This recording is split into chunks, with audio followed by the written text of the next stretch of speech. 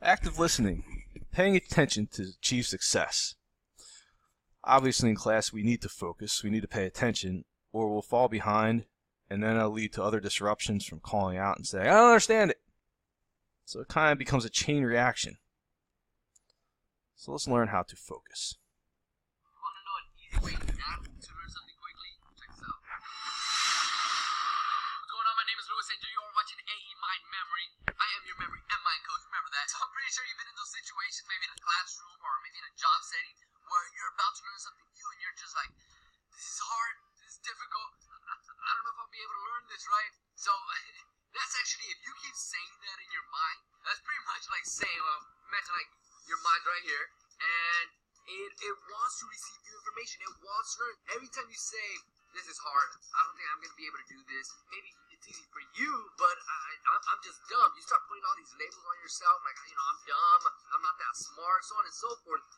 Every time you say those negative words, it's like just building up a wall, and every new negative word is like putting an extra layer on that wall, on that brick wall, on that brick wall. And new information is trying to get in, but it's butting against that brick wall, so you can allow new information to easily penetrate and flow into your mind. So instead of saying those negative things, say positive things.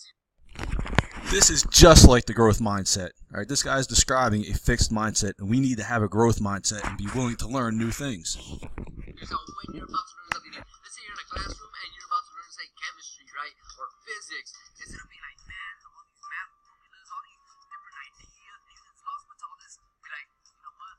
It's pretty easy. You know what? I'm smart. You know what? I'm a genius. You know what?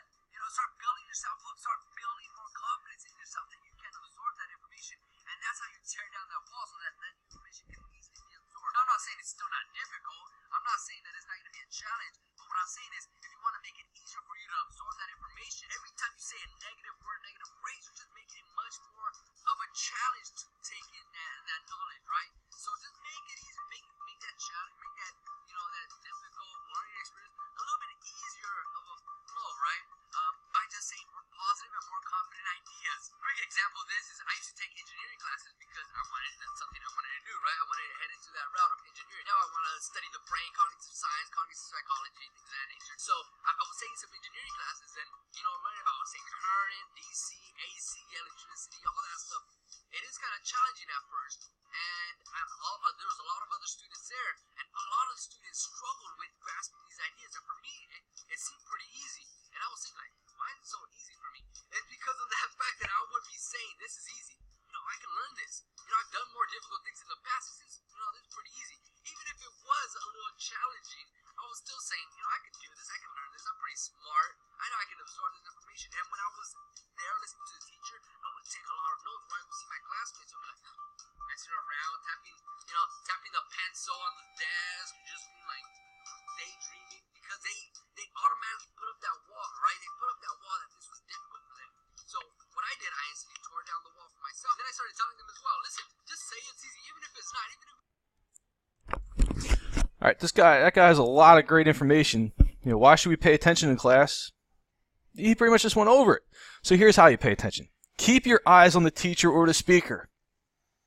Clearly that guy was doing it. He was taking notes. He had his eyes. He was ready. He was willing to go. All right, ask questions. Raise your hand first, but ask questions. If you don't understand something, it's okay to say, call the teacher over. Do it. Follow the directions given, which means you need to pay attention and keep your eyes on the teacher and the speaker and ask questions if need to so you can follow those directions.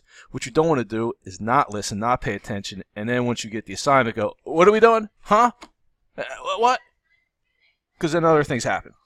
Sit quietly. It's okay to fidget a bit if needed, as long as you're not distracting others. So we don't want to tap the pen real loud. If it's like real silently, maybe.